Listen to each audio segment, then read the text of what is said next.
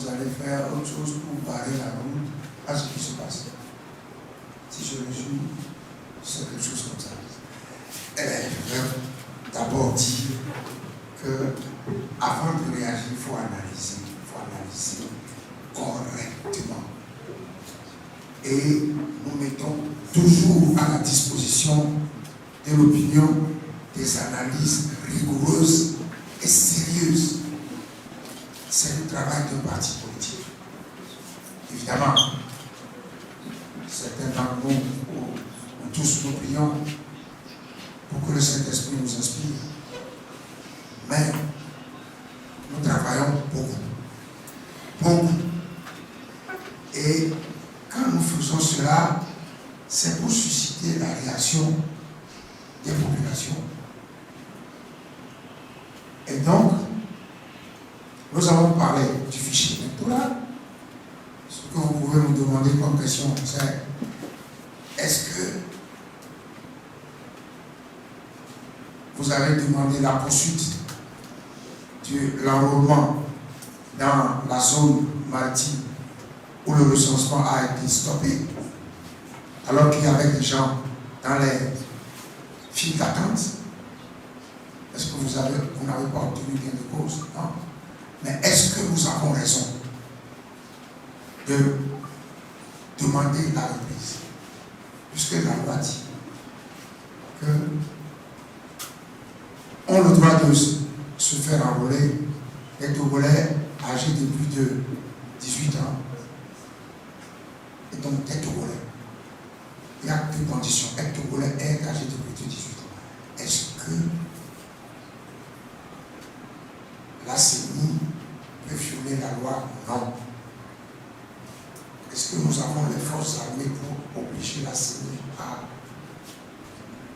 à respecter la loi? Non. Il revient dans un régime républicain aux institutions de fonctionner normalement. Donc, la question ressemble à un reproche de vous dénoncer, vous communiquer, vous déclarer, mais vous n'obtenez jamais gain de cause. Qu'est-ce que vous comptez faire cette fois-ci? Bien, et la même question, ce que j'ai dit sur le recensement est encore plus grave sur le découpage électoral.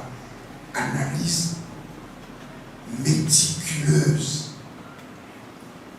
Tout le monde a vu ce que nous avons fait avec les graphiques. C'est notre devoir de le faire pour expliquer. C'est pour permettre aux Togolais de réagir en toute connaissance de cause. Maintenant, qu'est-ce que nous allons faire? Parce que ce qui se présente là, on ne vous l'a pas encore dit, c'est un changement de régime. Il y a des gens qui se croient plus intelligents que les autres.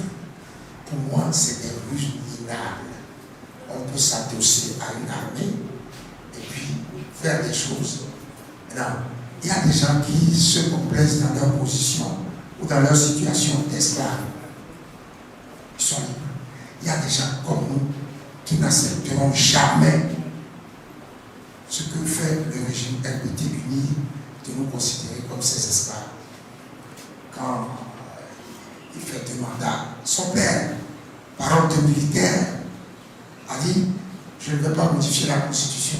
Il l'a modifiée. Il l'a modifiée pour que son fils devienne président de la République. Son père l'a fait. Lui aussi, il finit ceci, il fait modifier tel article de la Constitution. Mais jusqu'à quand? Il veut le faire indéfiniment. Non, il va cesser cela. Et je pense que c'est la dernière connerie. C'est la dernière connerie qu'il est en train de faire. Et je mesure bien même. Donc, qu'est-ce que nous comptons faire? Comme d'habitude, vous êtes un peu pressés. Non? Il y a des discussions entre nous. Il y a des réactions entre nous. Mais, vous verrez très bien ce qu'on fera. Moi, je vous répondrai tout toujours comme ça, jusqu'à ce que je fasse plus la politique. Parce que je ne peux pas répondre à cette question-là. Est-ce que vous continuez en dehors des manifestations? Non, en dehors des communiqués, déclarations, condamnations, dénonciations. Qu'est-ce que vous comptez faire? Bon, nous comptons faire.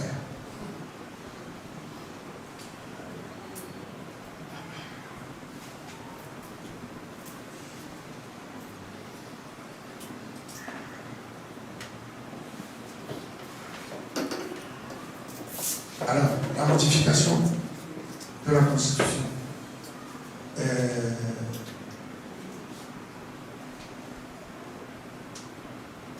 Qu'est-ce qui est modifié?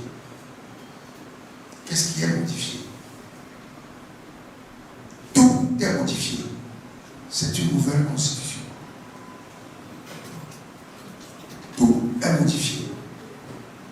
Mais vous n'avez pas bien suivi, M. Dupuis. Il a dit la Constitution est modifiée et nous allons passer à une nouvelle République. Ça veut dire on change de régime. La Constitution actuelle qu'ils sont en train d'examiner, enfin pas actuelle, qui n'est pas encore, en cours d'examen à la Commission des lois à l'Assemblée nationale, c'est une constitution pour le régime parlementaire.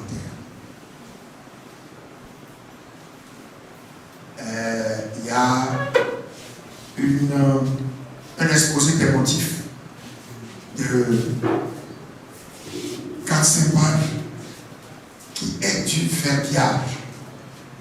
du verbiage juste pour justifier comment, après 20 ans de régime de forme assimilée, on veut modifier la Constitution pour qu'il fasse encore 2 mandats de 14 ans, c'est qu'il fasse encore, mais ce n'est pas ce qu'ils, c'est ce qu'ils disent.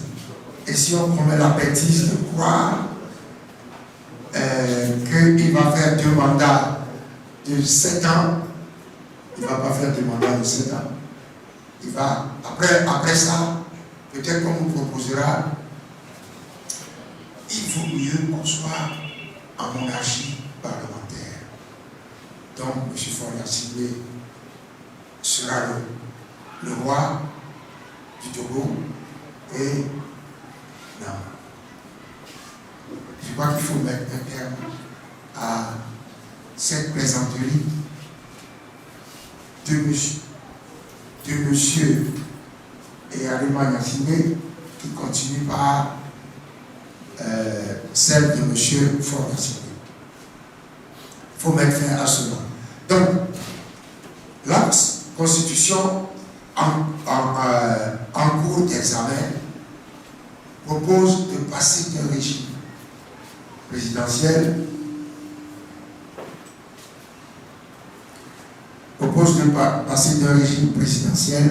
à un régime parlementaire avec un président de la République qui n'a pas de pouvoir proprement dit, comme dans les régimes parlementaires,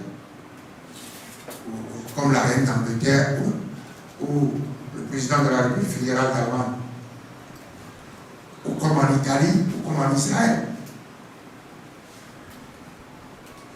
Donc, il y aura un président du Conseil des ministres qui détiendra le pouvoir exécutif. Le président de la République n'aura pas de pouvoir exécutif. Il sera le garant de l'unité nationale, de la cohésion nationale, etc. Mais, bon, tout ça, c'est juste de l'habillage.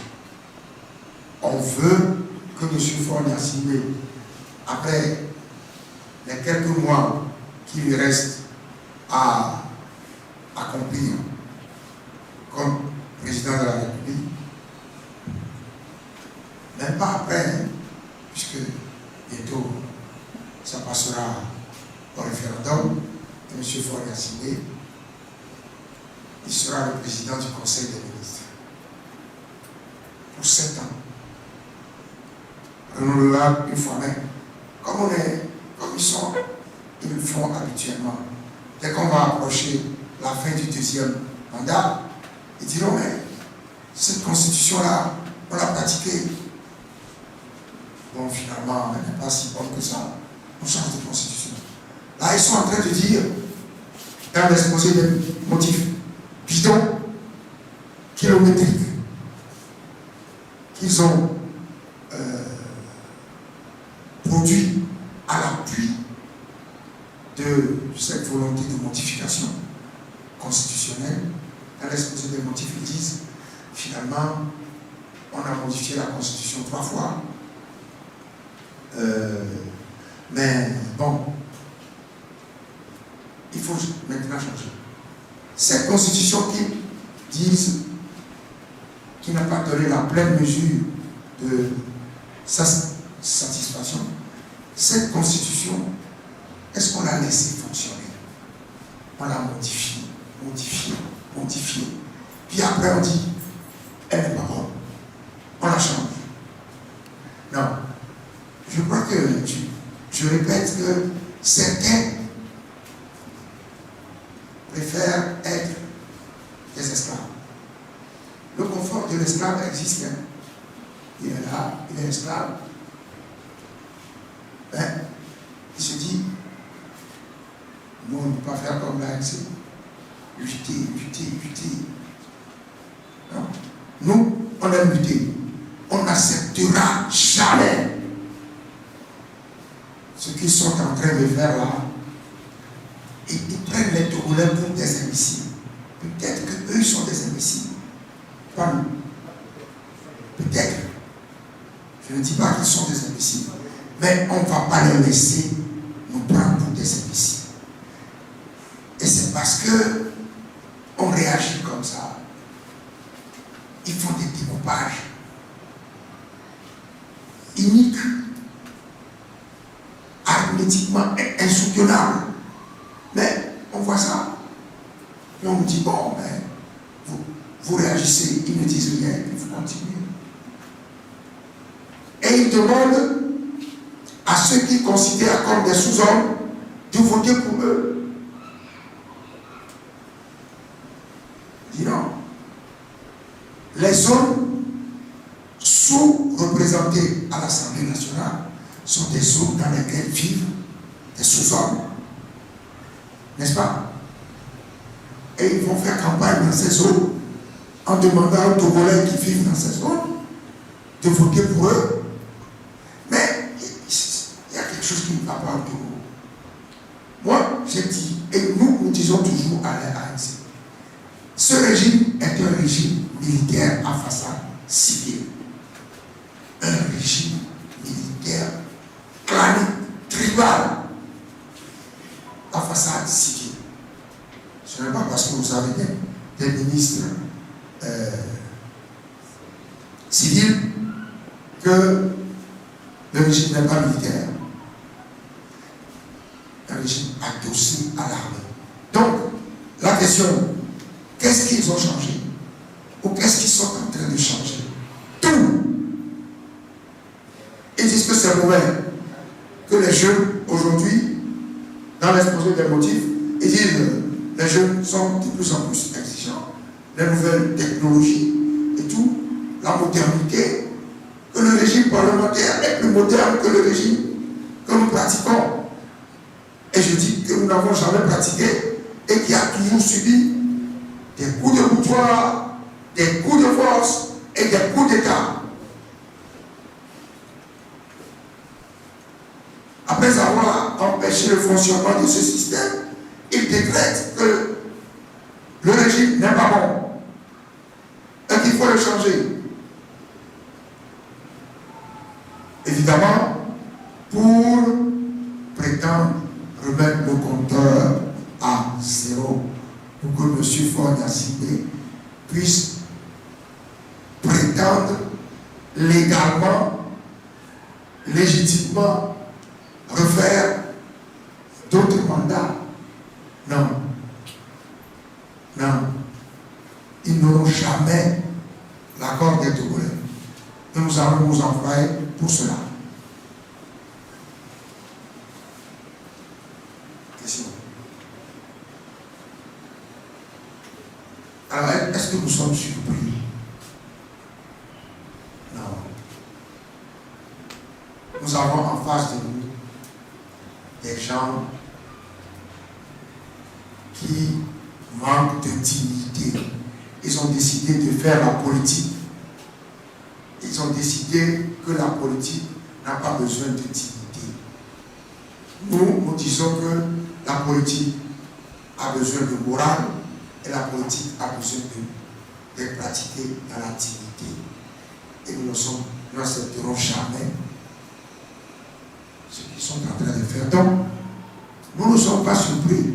Oui, des gens qui font des découpages avec ou des autres ont un quotient de représentativité de 40 000 et d'autres de 160 000, 4 fois plus. Et vous allez me dire, est-ce que vous êtes surpris par ce qu'ils font? Non.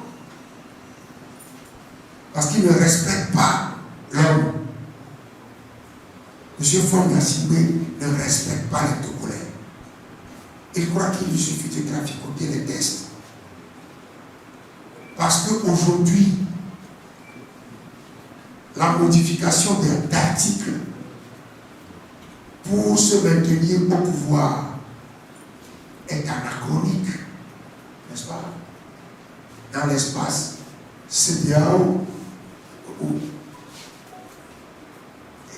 en Afrique, après les modifications pour le 3e mandat, aujourd'hui, on a bien constaté que personne n'accepte plus les modifications pour se maintenir au pouvoir. Donc on dit, on change totalement de régime. Le régime n'est pas bon. Le régime présidentiel n'est pas bon. On passe à un régime parlementaire où on est élu pour un mandat de 7 ans renouvelable une fois. Et quand on va aboutir à la fin, on dira, mais non, finalement, on a mal fait, on revient au régime. Je crois que la plaisanterie a assez duré. Donc, on n'est pas surpris.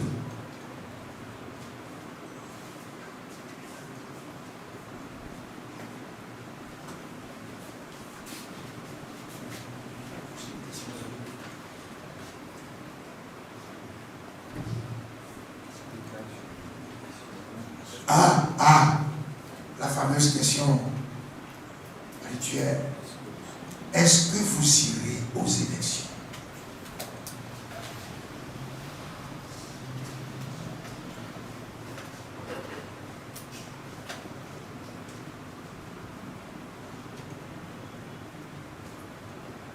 Est-ce que je dois me répondre?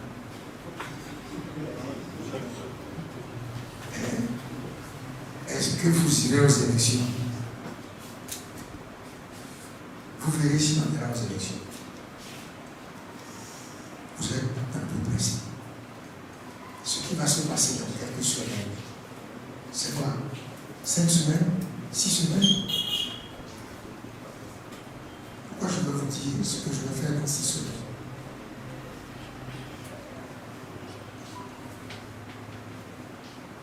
J'appelle votre patience. J'en appelle à votre patience.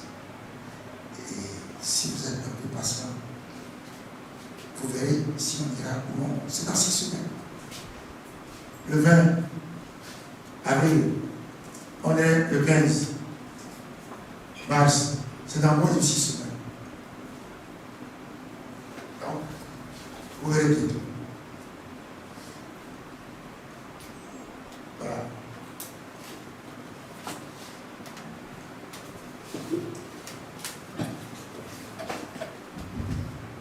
Si vous permettez, je vais rapidement ajouter un mot. L'objet de la conférence de presse de ce jour est d'alerter à travers vous l'opinion nationale et internationale sur ce qui se passe. Vous avez une Assemblée nationale qui est en fin de mandat depuis le 31 décembre 2023, qui décide de modifier la loi fondamentale. J'avoue que je suis surpris que la presse ne soit pas informée de ce qui se passe aujourd'hui à l'Assemblée nationale, notamment à la commission des lois. Les documents circulent, la proposition de révision, l'exposé des motifs, le texte complet circule. Et je suis surpris que la presse n'ait pas eu vent de cela, ce qui voudrait dire que l'Assemblée nationale a pris toutes les précautions nécessaires pour que cela reste secret, ce qui est grave. Au lieu d'informer les populations, d'informer les partis politiques, pour qu'ensemble on puisse discuter de cette éventuelle modification, parce qu'en réalité il ne s'agit même pas de modification, de la réécriture de la Constitution, un changement de régime, c'est grave, surtout en période préélectorale. Contrairement aux directives de la C'est la CEDEAO. CEDEAO. Et vous savez que dans le projet, dans la proposition de loi, il n'y aura plus d'élection présidentielle au Togo. Le président sera élu par le Parlement et le président du Conseil sera également élu par le Parlement. Donc, si cette proposition de loi passe, il n'y aura pas d'élection présidentielle en 2025. C'est là, c'est écrit. La proposition date du 26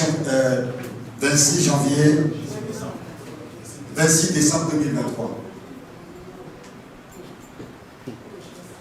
Donc, le président national de l'ANC a tenu à vous informer pour que vous aussi, à votre tour, vous puissiez informer les populations pour qu'elles se réveillent et se mobilisent pour empêcher cette forfaiture. Je vous remercie. Je vais revenir à la question. Vous savez, s'il vous plaît, nos déclarations liminaires, c'est pour lancer la conférence de presse, mais c'est également pour aider à la compréhension de ce que nous disons. Donc, lisez-les avec beaucoup de sérieux et tirez-en la substantifique moelle. Nous avons parlé de ce que j'appellerais la jurisprudence sénégalaise. Ouais. Dans la constitution sénégalaise, on dit que le président de la République reste en fonction jusqu'à l'installation de son successeur.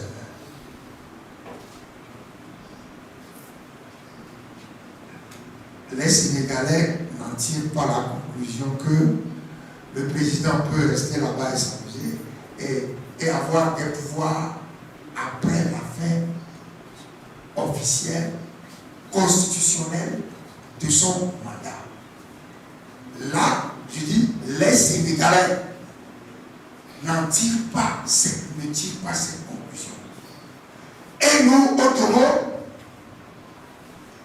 pour montrer que nous ne sommes pas des hommes normaux, que nos élites ont peur, je préfère ne pas parler d'intellectuels, je parle des élites africaines, des élites togolaises, complices de la dictature. Nos élites ne disent pas. L'Assemblée nationale en fonction, au-delà de son mandat constitutionnel, ça n'est pas normal.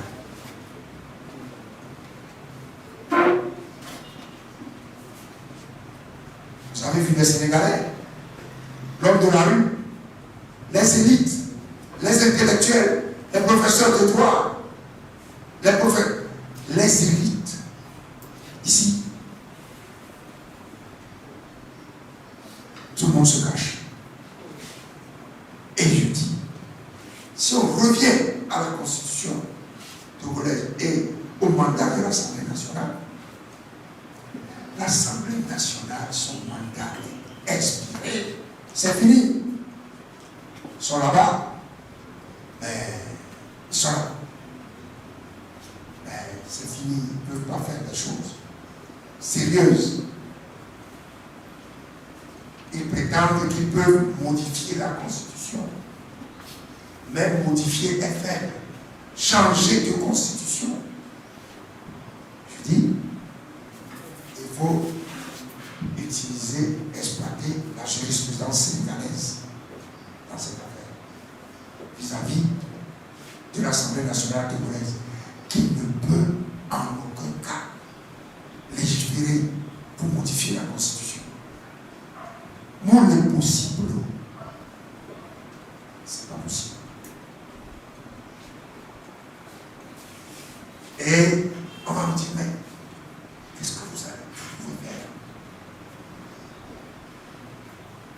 Au moins, nous mettons entre les mains de tout le monde les arguments nécessaires au combat qui s'annonce. Les arguments nécessaires au combat qui s'annonce. Si eux, ils ne réfléchissent pas, je vais déjà dire ici. Nous, on réfléchit. Parce que nous sommes tenus, obligés de réfléchir pour les combattre.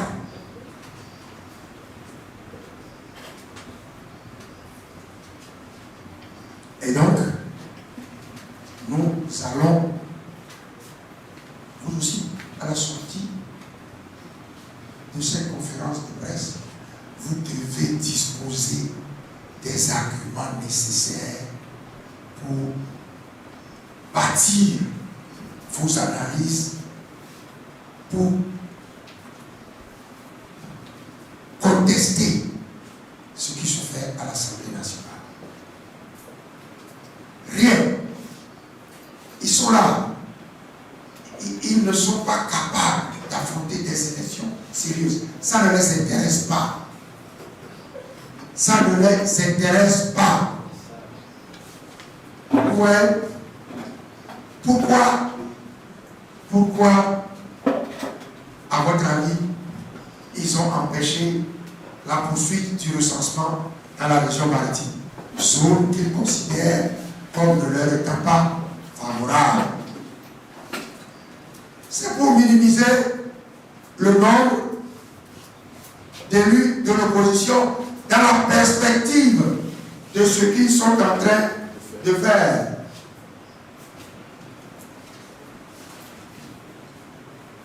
Pourquoi ils ont donc empêché les inscriptions dans les zones favorables pour avoir la majorité leur permettant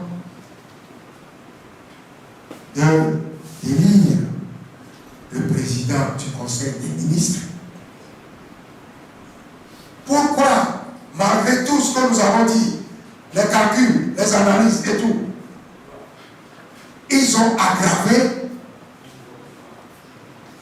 le découpage électoral, aggravé l'iniquité du découpage électoral, pour détenir facilement la majorité, pour se faire élire facilement dans les zones qu'ils estiment leur être favorables. Donc tout ce qui se fait là, c'est dans la perspective de la mise en place de la nouvelle constitution. Mais, question, nous sommes à période préélectorale. Nous allons aux élections. Nous avons une constitution. Et cette constitution, c'est pour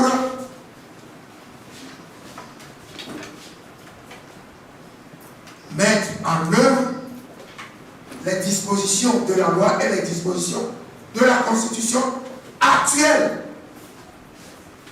Nous allons aux élections pour mettre en œuvre les dispositions de la Constitution actuelle. C'est ce moment-là qu'ils choisissent pour modifier la Constitution. Mais à quoi vont servir les élections législatives? Est-ce que je me fais comprendre? Non.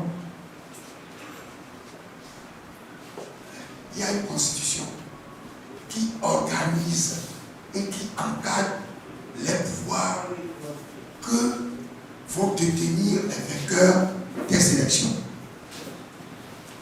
Et c'est pour mettre en œuvre cette constitution et les lois qui sont là que nous allons aux élections. Et ils changent la loi. Ils changent la constitution. À quoi vont servir les élections? Non. Si eux, et ils ont dit dans l'exposé des motifs, verbiage, alignement de mots, verbiage. Après, vous direz que M. Fabre, laminé à l'élection présidentielle, il ne crée pas personne. N'est-ce pas? Mais Fabre parle, il est solide. Il est mieux que ceux qui prétendent, ce que vous prétendez l'avoir laminé. Je lis beaucoup, hein. Je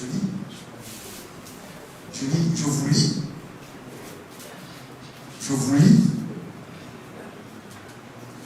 Et je ne m'amuse pas. Vous savez, ça s'appelle une énorme blague.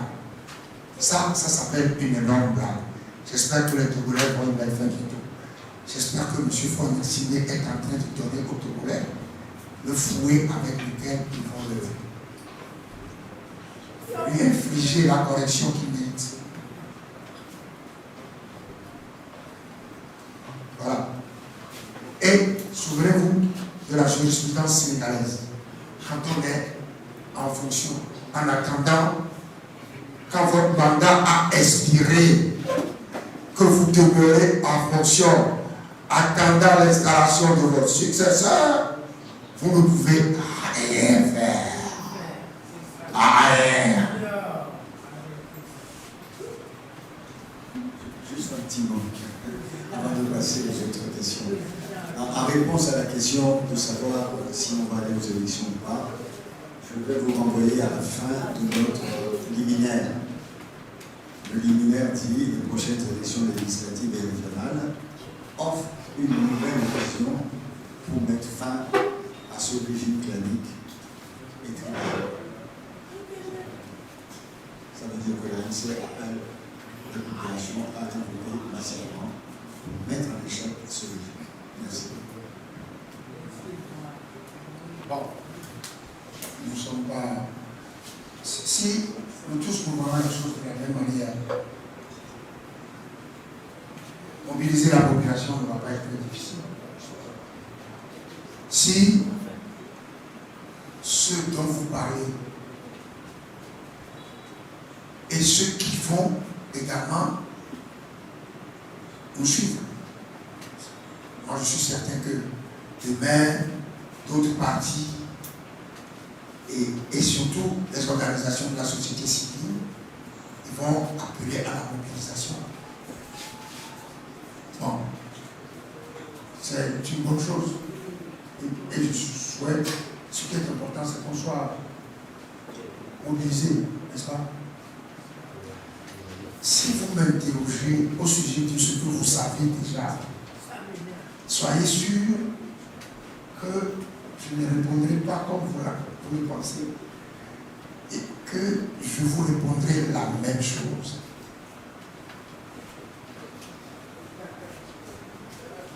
Donc, déjà, nous sommes heureux de constater que certains ont effleuré le sujet mais ne sont pas allés en profondeur. Nous allons en profondeur. et nous disons jamais. M. Paul a ciblé, ne va pas faire 5 ans, 10 ans, après faire 10 ans. Donc son père aura fait 38 ans, lui-même. Théoriquement, il fera 20 plus 14, 34. Ça fait déjà quoi? 72. Et si nous sommes bêtes, on peut penser qu'il fera 60. Il fera 34 ans. Mais comme nous ne sommes pas bêtes, il fera plus si on le laisse. Donc, non. Vous connaissez la réponse, ma réponse à votre question. Et ne pensez pas que je vais répondre comme vous le souhaitez. Et je souhaite que ça soit bien compris.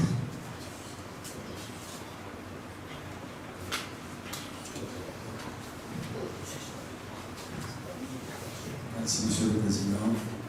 En complément de ce que Monsieur le Président vient de dire, nous pensons à l'ANC que la situation est trop grave pour se cantonner à une seule déclaration communautaire.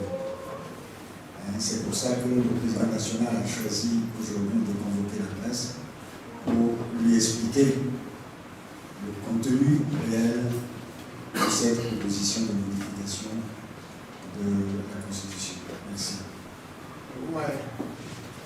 Vous savez, si vous disposez du liminaire, vous verrez que le dernier paragraphe, le monsieur qui est obsédé par les unions factices,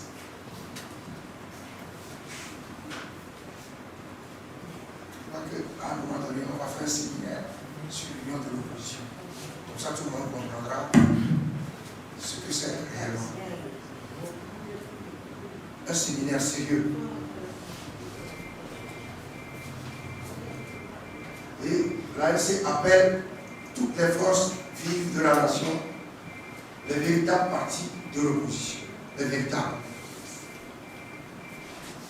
Et les organisations de la société civile à rester vigilantes pour faire barrage au coup de force en cours.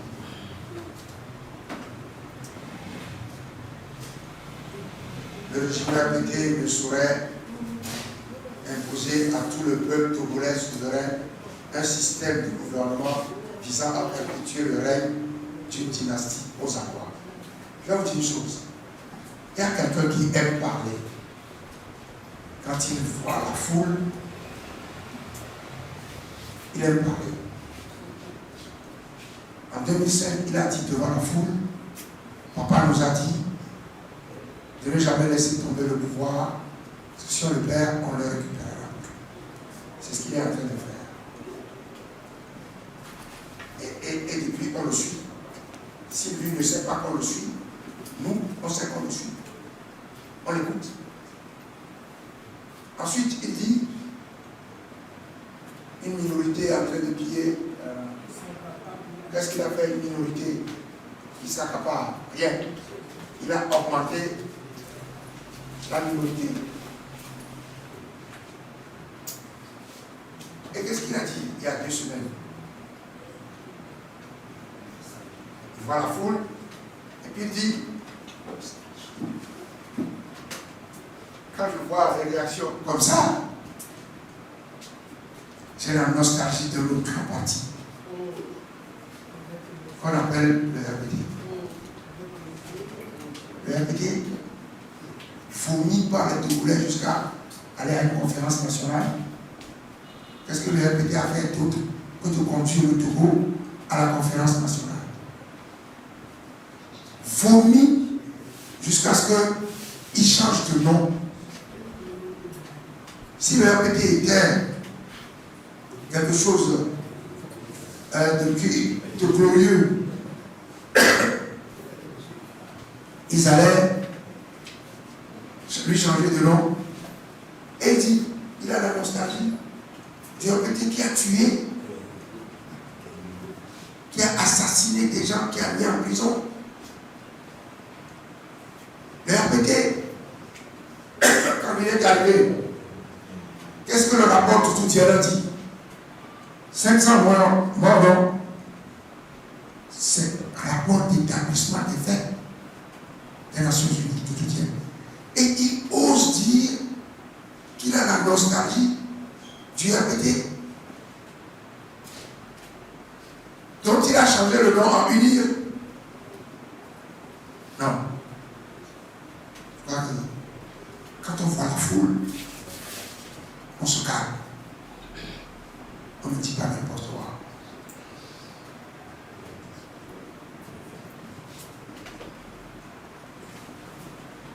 Bon. Merci, monsieur le président. C'est juste pour dire quelque chose. Il dit qu'il regrette, il a la nostalgie, il a raison. Parce que ceux qui ont créé le RPT, c'est eux qui le mettent au pouvoir. Le RPT, c'est le rassemblement du peuple français du général de Gaulle. Il faut vérifier. Le rassemblement du peuple français du général de Gaulle. C'est ça qu'il y a de ma ici. Le rassemblement du peuple togolais. Et ce général de Gaulle, avec son pouvoir, ils l'ont maintenu jusqu'aujourd'hui. Il faut que les gens comprennent que notre combat en réalité, ce n'est pas une forme d'ACP. C'est l'impérialisme français qu'il faut faire à qui il faut faire face. C'est clair et net. C'est l'impérialisme français qui maintient ce système au pouvoir. Il faut que les gens comprennent cela. Donc notre combat n'est pas facile. Il va très loin. Il faut que les gens le sachent. Merci, monsieur. Merci. Bon, mon meilleur ennemi veut parler, mais il ne sait pas que je le suis. Je veux juste avoir votre réaction. Actuellement, l'Assemblée nationale se réunit en plénière pour renouveler les membres des institutions de la République, notamment la Cour constitutionnelle, la CNDH. Donc, je voudrais avoir votre réaction par rapport à ce sujet. Ma réaction, ouais, il faut les renvoyer du pouvoir, les RPT unir. Parce que si on ne chasse pas du pouvoir, les institutions ne joueront jamais leur rôle. Qu'on nous dise, on est en train de renouveler, on n'est pas en train de renouveler. Moi qui suis devant vous, nous qui sommes devant vous, nous les avons testés. Combien de fois nous n'avons pas saisi la Cour constitutionnelle? C'est pour, on les a testés pour montrer comment ils fonctionnent. Ils n'examinent même pas nos requêtes. Je le sais. Parce qu'un de leurs membres me l'a dit. Cour constitutionnelle. Mais on vient de saisir la CNDH. On sait comment elle fonctionne. Quand on les saisit, ils ont peur. Ils se demandent, qu'est-ce que j'ai fait à faire? Pourquoi il saisit? Il me saisit encore. Il sait que je ne peux rien faire. Pourquoi il me saisit? Je suis président de la CNDH, mais lui-même sait que je ne peux rien faire. Vous voulez que je réagisse donc par rapport à ça? Non. Ce que je vais vous dire, c'est que ce qui se passe aujourd'hui là, c'est pire qu'avant la conférence nationale. Ouais. Si vous ne pouvez pas le dire, nous devons le dire. C'est notre devoir. Pensez-vous que, en situation normale, UNIR aurait fait son congrès en semaine, vidant l'administration de ses membres? Non. UNIR est un parti comme les autres. Doit faire un congrès le week-end. Mais ils ne prennent rien. Ils ont déplacé l'administration là-bas. Puis ils sont fiers. Les écoliers là-bas. Donc, nous devons dire ce qui se passe. Et M. Fournier, vous savez, nous avons écrit à l'occasion du 13 janvier. On a rendu public une déclaration. Et ça leur a fait mal. Comme tout ce qu'on fait, on fait ça pour que ça leur fasse Et notre ami n'est pas venu aujourd'hui. Notre ami de République of Togo. Qu'est-ce que République of Togo a écrit? Qu'avec tous les efforts que Fort Yacine a fait, l'ANC trouve qu'il n'y a aucune avancée.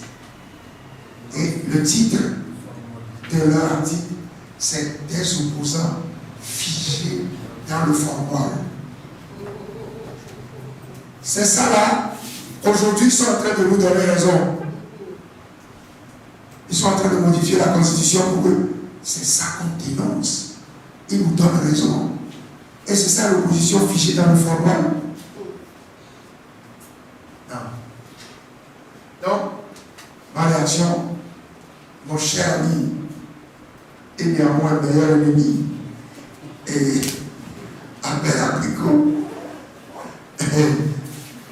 non, ils sont en train de perdre du temps. Manque de dignité. Les gens qui sont dans les institutions, ils ne veulent pas s'affirmer comme individus. Ils s'affirment au service de quelqu'un. Ils ne s'affirment pas au service de la patrie. C'est ça le problème du Togo. Tout ce qui apparaît un peu, les élites, ils se sentent obligés de soutenir.